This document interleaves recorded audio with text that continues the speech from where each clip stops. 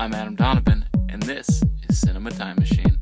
I'm pretty excited about what we're here to talk about today. Tomorrow, Riddick is going to be released in theaters on September 6th. The original film, Pitch Black, directed by David Twohy, was released in the year 2000, and it's been almost 9 years since the Chronicles of Riddick, so this release is actually a pretty big deal for fans. Twohy was having a bit of an outcry from fans, and he wanted to release another sequel, but unfortunately studios weren't getting on board with this. I'll have a video in the description. So, his original plan was to release these as independent films, but as he progressed, studios began to gain interest, and now it's a full-blown major film. You'll be able to see it in IMAX and traditional theaters all over the country, and it should be a fairly big movie to see, even though it's fairly low budget. Pitch Black was also pretty low budget, so I actually have pretty high hopes for this. The special effects look pretty on par with anything else. He talks about being disappointed that he can't go with the Weta Workshop or something like that, but honestly the work seems just as good as any other major studio. So I'd like to see where this goes. Now I assume not everyone out there watching this video right now has been following the Riddick franchise this far, and it's kind of a hefty thing to try to follow. It's been almost 13 years since the original start. So since I'm a big fan of this franchise, I thought it would be helpful to you guys if I took all the things that I felt like were going to be important to understand this movie and collected them all into a thing. So here is my 5 most important things to understand about the Riddick franchise. Number 1. Riddick is an anti-hero, not a hero. Riddick was originally introduced in the film Pitch Black in the year 2000. In that film, he was a prisoner in transit to a prison system that he had just escaped from. But luckily for him, the ship crosses through the tail of a comet and everything gets torn up and crashes on a nearby planet. Riddick is being transported to a prison system called Butcher Bay by a bounty hunter. He's wanted for mercenary work and killings of innocent people. He has a vast knowledge of human anatomy, which he almost exclusively uses to kill people. The one's telling me to go for this sweet spot just to the left of the spine. 4th lumbar down. The abdominal aorta. It's a metallic taste. Human blood. Copperish. If you cut it with peppermint snaps, that goes away, of course. Do you want to shock me with the truth now? Number 2.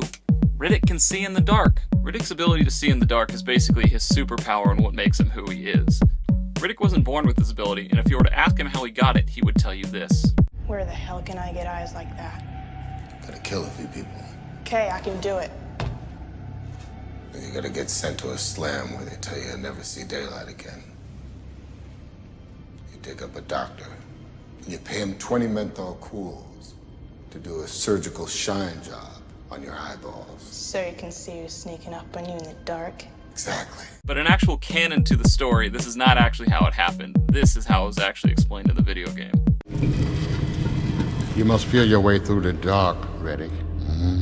Don't trust your eyes.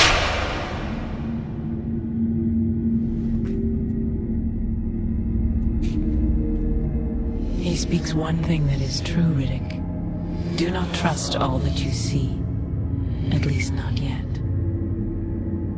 I thought it was the pain talking, though it had always known its place before. Your destiny lies elsewhere, Riddick.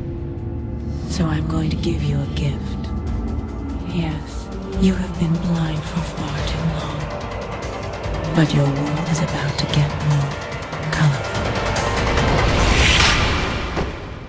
Riddick wears welding goggles because daylight that would be normal to us is actually blinding to him.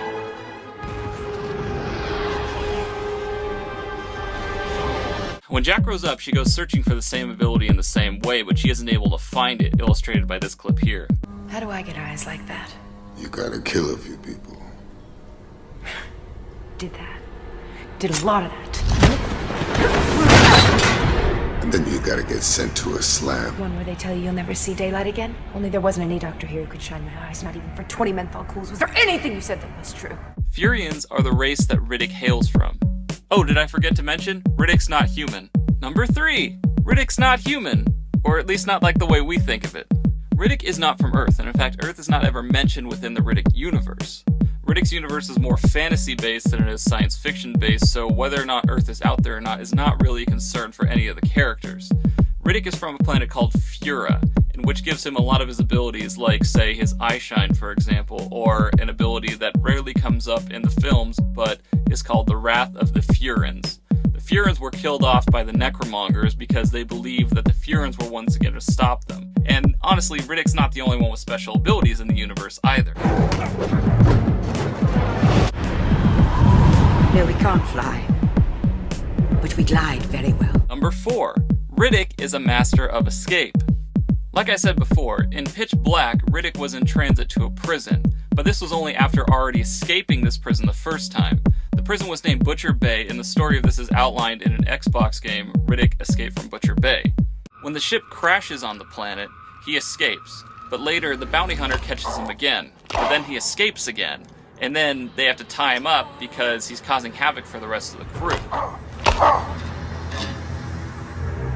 Number 5. Riddick is a very skilled pilot, and while this may not seem like a big deal to most people, in their universe not many people actually know how to pilot ships through space. Every film, game, and anime has ended with Riddick escaping his situation somehow from a ship, and I would expect this next film will somehow end in the same fashion. Now sorry, I realize all this is short and quick and to the point, but I already feel like I'm giving away too much information as it is. I would prefer that you go out there and actually watch the movie for yourself and get interested in it like I have. I can't promise anything because I haven't seen it yet, but I'm guessing this next movie is going to be just as good as the others. It looks like it has the same quality, it's got the same director and the same actors, and I just feel like it's probably going to carry on the things very well. As long as they keep making these movies, honestly, I'll probably never stop watching them. I'm going to provide some links to some other videos that I find interesting. One is a motion comic that was bridging the Chronicles of Riddick to the new film, Riddick. Another is an interesting interview that I found from David Twohy, explaining how the new film was made and how the studios began to get interested in it. And third, I feel like it would be wrong to not include the trailer for the new Riddick movie, so go check that out as well. Thanks a lot. Please don't forget to rate, comment, and subscribe.